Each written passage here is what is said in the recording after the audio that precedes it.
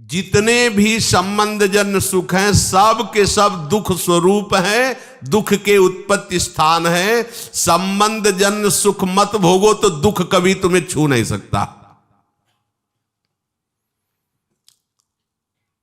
अभी कल हमको किसी ने बताया था, तो बोले वो नौकरी करते थे प्लास्टिक फैक्ट्री में और वो पाइप फट गया, पूरा प्लास्टिक जो द्रवित प्लास्टिक के ऊपर, बोले जिंदा जल गया। वो चिंतन तो हुआ ना। तो अब जैसे अपने लोग दूसरे जीवों को जला के खा रहे ना, ऐसे पैर बांध दिए उनको भूंज रहे, तुम्हारे पैर भी नहीं बांधे जाएंगे, जिंदा भूंज जाओगे। कर्म तुम्हें बख्शेगा नहीं, ध्यान रखना। दुख यो नया रसेंद्री के स्वाद के लिए तुमने उन असमर्थ पशुओं को, पक्षियों को अपने स्वाद का कारण मान रहे हो, उनके मांस को। ठीक है, ले लो, मान लो इस जन्म में तो तुम ऐसे हो, लेकिन पीछे जन्म में तुमने किया ना, तो क्या परिणाम आया? प्लास्टिक, और वो भी द्रवित, मतलब गर्म पिघली हुई, सीधे पूरी है। वो कितना कष्ट हो। थोड़ी देर तदात्म होके देखो कितना एक दिन वो फूल लगा रहे थे ना, तो ब्लूगन जिसे आप चिपकाते हैं, वो जरा छू गई तो एकदम ऐसे कह रहे ये क्या है, तो बोले तो गरम प्लास्टिक ही तो है, उसमें हल्की सी गरम एकदम, जिसमें आप फूल चिपकाते हैं। वो जरा पूरी द्रवित प्लास्टिक ऐसे गिर गई। अब बोलो क्या हुआ? मर तो गए हो, लेकिन कितना कष्ट उनको हुआ होगा।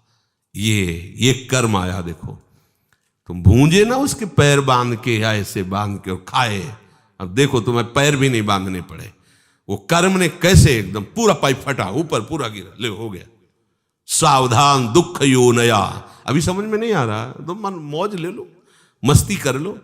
ये मस्ती तुम्हारे लिए इतनी महंगी पड़ेगी, कोई साथ। अब बोलो कौन है वहां? परिवार, कोई भी, कोई धन संपत्ति, कोई भी साथ दे, पूरे शरीर में प्लास्टिक, गरम प्लास्टिक से पैक।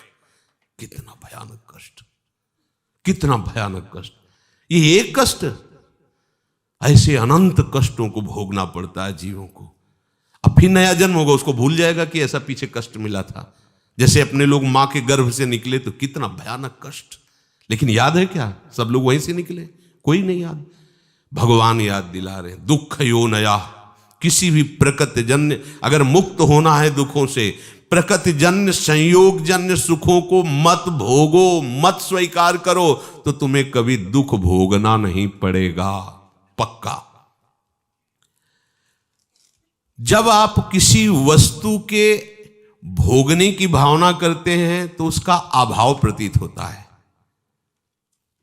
अगर ये भोग मिल जाए तो मुझे, उसकी शुरुआत ही दुख से हो रही है, जलन से हो रही है, और उसके संयोग प्राप्ति में तुम्हारी जलन होने के कारण सुखानुभूति हो रही है, उसमें सुख नहीं है। तुमने कामना किया है, तुम उसके लिए व्याकुल हुए हो, संकल्प बनाया, इसलिए तुम्हें सुखानुभूति हो रही है, नहीं उसमें सुख। ध्यान रखना, वो भास ऐसा ही रहा है जैसे स्वप्न में।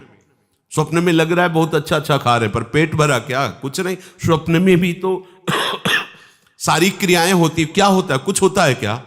जागृत में ठीक वैसे ही भ्रम है। अगर तुम्हें उस सुखद वस्तु का भाव ना बने कि सुखद है, तो आपको कभी भी दुख नहीं मिल सकता। पर हम पहले किसी भी वस्तु, आज पूरा प्राणी समुदाय चेष्टा केवल सुख के लिए कर रहा है, केवल सुख के लिए। परिणाम सबको दुख मिल रहा है। जो प्रभु की तरफ चले वो धीरे धीरे दुख से निवृत्त होते हुए परम सुख की तरफ जा रहे हैं। भले आज शरीर दंड भोग रहा है पीछे के कर्म का, लेकिन आगे प्रकाश है, क्योंकि भगवत मार्ग में चल रहा है। वस्तु के अभाव का दुख जितनी जोर का होगा, मिलन में तुम्हें उतनी ही सुखानुभूति होगी। ये ब्रह्म ऋषियों का मनन है। वस्तु के भोग का जितना गाढ़ चिंतन होगा, उतनी तुम्हें उस भोग में सुख लगेगा, है नहीं? लगेगा। और जितना तुम उसमें सुख अनुभव करोगे, उससे अनंत गुना बढ़ के तुम्हें दुख मिलेगा। ये सिस्टम है, ये है नियम है, इसीलिए देख लो सब दुखी हैं, सब शांत हैं। भोगी व्यक्ति कभी सुखी नहीं हो सकता, दुखों से बच नहीं सकता, क्योंकि जितने भी भोग है सब दुख योनया, भगवान कह रहे हैं, भगवान के दुखालयम, यहां दुखालयम में तुम सुख भोगना चाहते हो, भगवान कह रहे हैं दुख योनया, हट जाओ, शरीर राग से हट जाओ, केवल जीवन निर्वाह मात्र, धर्म रक्षा के लिए, कर्तव्य पालन के लिए उचित शास्त्रीय विधान के अनुसार भोगों को स्वीकार करो, इसी जन्म में आनंदित हो जाओगे। अगर आप केवल भोगों में ही सुख मान करके रत हो तो परिणाम ताप संस्कार दुखैर गुण वृत्ति विरोधाच दुखमेव सर्वम विवेकिनः। तुम्हें 3 प्रकार के दुख वर्तमान में ही भोगने पड़ रहे हैं, देख लो। परिणाम दुख, पीछे जो कर्म किए उनका परिणाम भोग रहे हो। परिणाम दुख और ताप दुख और संस्कार दुख, ये 3 सुख भोगने वाले को भोगना ही पड़ता है। देखो, सुख भोगने वाले के लिए लिखा है, जो संसार में सुख भोगने की वृत्ति लिए हुए उनको ये अपने आप 3 दुख भोगने पड़ते हैं, परिणाम दुख, ताप दुख और संस्कार दुख। संपूर्ण विषय भोग आरंभ में सुख रूप सबको प्रतीत होते हैं। कोई भी कर्म जब हमारा बनता है तो उसमें हमारा लक्ष्य होता है सुख।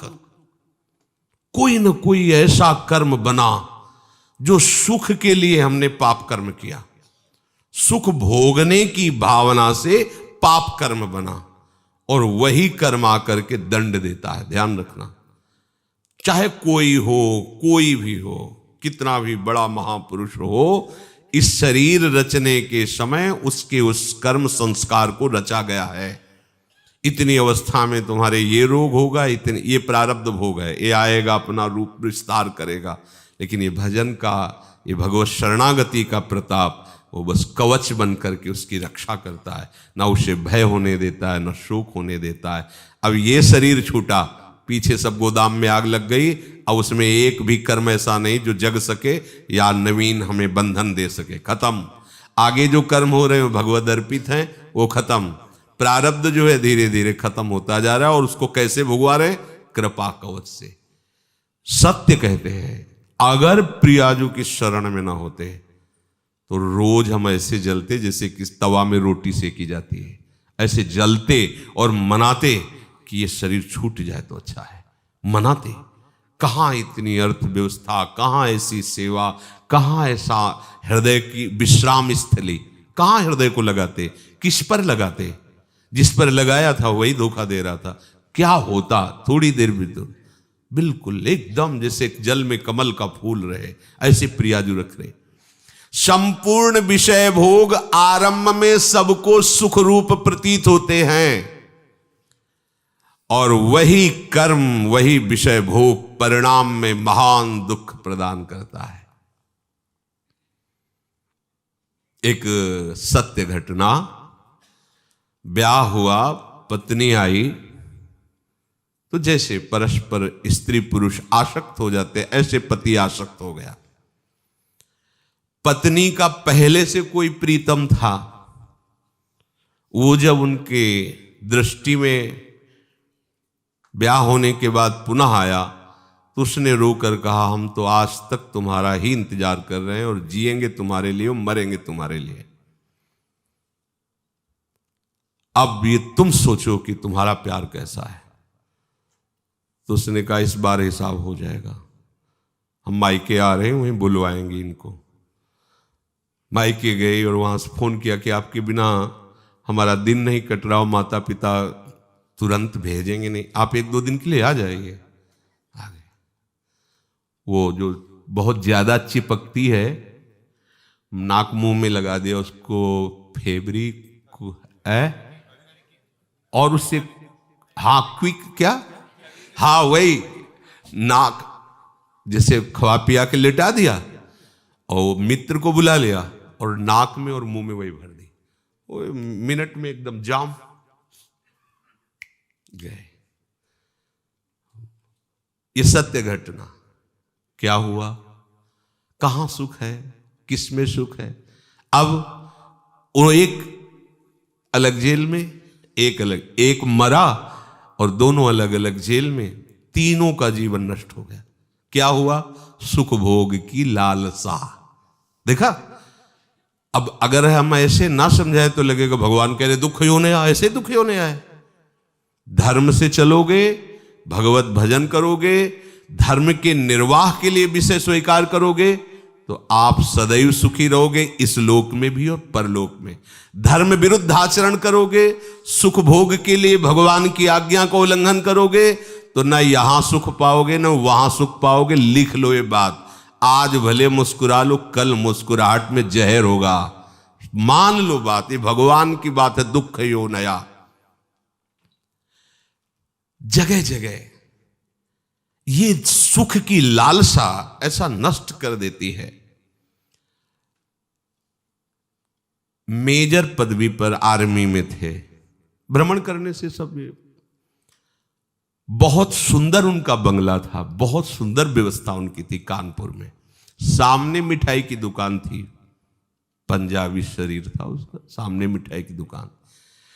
अब वो आर्मी के तो 4-4, 5-5 महीने बॉर्डर में ही लगे हुए हैं, तो उसका उससे मित्रता हो गई मिठाई वाले की दुकान से।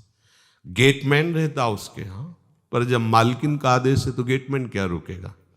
अच्छा, वो जब आते थे तो सूचना दे के आते थे कि 1 महीने की छुट्टी या 2 महीने की छुट्टी, तो सावधानी हो जाती थी। उन्होंने सूचना दी नहीं, अचानक आ गए, उधर से निकलना हुआ होगा, सोचा होगा आज रात यहां रुक जाते हैं फिर चले जाते। तो गेटमैन ने कहा साहब अंदर नहीं जा सकते।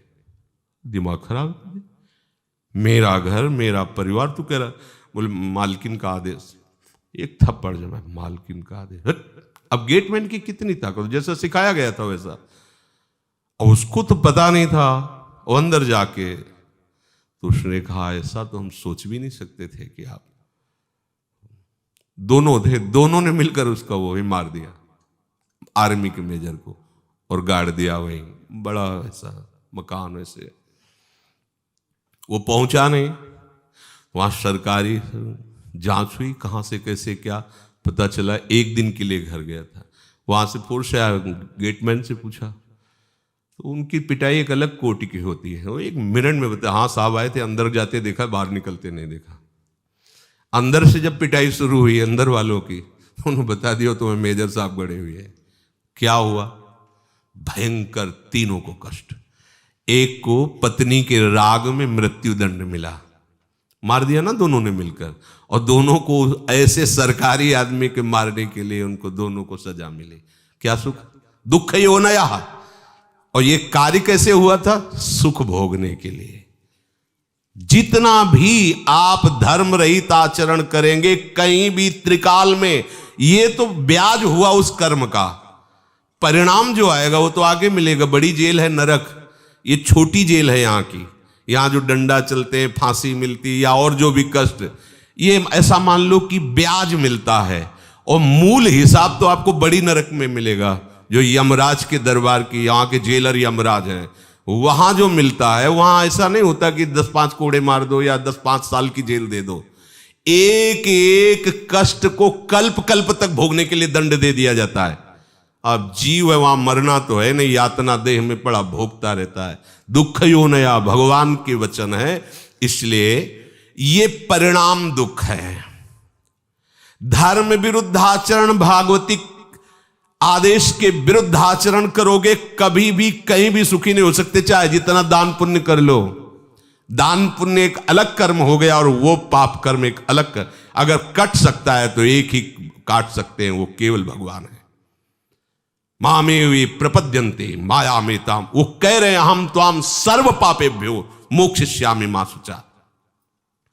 दूसरे व्यक्तियों के पास अपने से अधिक भोग देखने से या इच्छानुसार भोग भोगने की इच्छा से, भीतर में जो भोगों की इच्छा है पर शरीर में सामर्थ्य नहीं, किन्हीं कारणों से, या जिससे हम अपना प्रेम संबंध स्थापित किए हैं वो हमसे प्यार ना करके और से, इन सब कारणों से एक ताप हृदय में पैदा होता है, जलन। जिसको कहते हैं हम डिप्रेशन में जा रहे हैं। प्रभु को नहीं पकड़ा है तो डिप्रेशन में नहीं जाओगे और कहाँ जाओगे? अभी तो कम डिप्रेशन है, ऐसी जगह भेजे जाओगे जहाँ डिप्रेशन है, वहां कहीं शांति नहीं, एक क्षण के लिए भी शांति नहीं। आओ ऐसी जगह में जितनी गलतियां होंगी सब क्षमा हो जाएंगी। बहुत करुणा में सरकार है, अति उदार भी सुंदर। मान लो इनकी शरण में हो जाओ, दुख से बचने के लिए शरण में हो जाओ। भगवत प्राप्ति, परमानंद और प्रेम, ये तो सब आगे की बातें। इन दंडों से बचने के लिए हो जाओ कि ये राष्ट्रपति हैं, जैसे न्यायालय से पास हो गया कि इसे फांसी मिलेगी, राष्ट्रपति माफ कर सकता है। अहम त्वाम सर्व पापेभ्यो, आओ तुम सर्वधर्मान परित्यज्य मां में खुला दरबार है श्री कृष्ण का। कह रहे आ जाओ माफ कर दूं। अरे चल पड़ो ना, काहे को पीछे लौट रहे हो? पीछे लौटोगे हर जगह धोखा ही धोखा है। पाए जान जगत में सब जन कपटी कुटिल कलयुगी टंचु। ये ताप होता, जलते रहते हैं। कौन कौन सा? अपने से अधिक भोग देखकर हृदय जलना, इच्छानुसार भोग ना मिलना। इच्छानुसार भोग है पर भोगने के सामर्थ्य। बड़े लीला बिहारी, जब भूख थी तब भोजन ले, जब भोजन है तो भूख ले। लीवर खराब, ये खराब, वो खराब। जब लीवर काम कर रहा था तो रोटी ले मिल रही थी, और जब रोटी की व्यवस्था होगी तो लीवर काम नहीं कर रहा। ऐसा उसका खेल लीला विचित्र है। जलो जलो बैठो। जब भोग सामग्री नहीं थी तब भोग सामर्थ्य थी, और जब भोग सामग्री आई तो भोग सामर्थ्य खो गई। जल बैठे देख देख भोगों को और जलता रहे पूरा संसार। अब चाहे जितनी दवाइयां खा ले, बड़ा विचित्र खेल, बड़ी सूक्ष्मता से मारा जा रहा है, वो समझ ही नहीं पा रहा है। भोग भोगने की सामर्थ्य नहीं, पर भोग इकट्ठा है, जल रहा है। अब भोग की सामर्थ्य है पर दूसरे के पास वो भोग है नहीं, उसके पास वो देख देख के जल रहा है। और भोग है और भोग भोगने की सामर्थ्य भी है, पर भय लगा हुआ है कहीं तीसरा छीन न ले, ये जल रहा है। कह रहे कि ये ताप दुख किसी को नहीं बख्शता। परिणाम दुख पहला, और ये दूसरा ताप। अधिकतर इसी ताप दुख से जल रहे हैं। और तीसरा है संस्कार दुख। यद्यपि ये साधकों में भी पाया जाता है, वो नहीं चाहते हैं भोगना, पर पूर्व संस्कार बस उसे विवस्था हो रही और वो दुख भोग रहा है। ये साधक मिटा सकता है, तीनों दुखों को मिटा सकता है। भगवद आश्रित होकर विवेक के द्वारा परिणाम दुख को भोग करके निपटा देगा। जैसा भी परिणाम आया है हमारे ही कर्म का परिणाम है, पर हम प्रभु की शरण में उनकी स्मृति के बल से, उनके आश्रय के बल से इस दुख को सह सकते हैं, परिणाम दुख को। और ताप वाला दुख इसलिए नहीं होता उपासक को, क्योंकि उपासक का लक्ष्य परमात्मा प्राप्ति है। वो इस सब पचड़े को पहले ही त्यागने की चेष्टा में रत है। संस्कार दुख होता है, जैसे पूर्व का संस्कार है अधिक कामी होना, अधिक क्रोधी होना, जिन कारणों से हमें भगवत प्राप्ति नहीं हुई, वो कारण हमारे अंदर विराजमान संस्कार, वो हमको बार बार खींचते हैं, पर हम भ्रष्ट नहीं होते। उपासक उनसे लड़ता है, उपासक उसको समझता है ये हमारी कमी भगवत प्राप्ति नहीं होने दी, अब ये कमी हम रहने नहीं देंगे। प्रयासरत रहता है, फिसल भी जाए तो भी प्रयासरत रहता है। वो इस संस्कार दुख को मिटा देता है, तभी तो जीवन मुक्त होता है। ये तीन प्रकार के दुख बख्शते नहीं है किसी को भी, यदि आप भगवत प्राप्ति के मार्ग पर आरूढ़ नहीं हुए तो। बड़ा दुख में जीवन है, ये समझ नहीं पा रहे अपने लोग। अरे कब तक चैन से जियोगे? मरना है भाई, फिर नया शरीर मिलना है, और क्या क्या दशा होती है शरीरों की, क्या क्या, किस पर विश्वास करें? जब समाज की तरफ देखो तो लगता है किस पर विश्वास करें, किस पर? जो हमारे विश्वसनीय वही विश्वासघात कर रहे हैं, जिनको हमने जीवन दे दिया वही हमारा जीवन लेने के लिए तैयार, वही हमारे नहीं, बिल्कुल असहाय असमर्थ संसार में दिखाई दे रहा है। सोचो, किसी भी संबंध को सोचो, कहीं भी पवित्रता, कहीं भी विश्वास जिसके कारण हम जीवित है, वो रह नहीं रहा है, धीरे धीरे सब जा रहा है। बूढ़े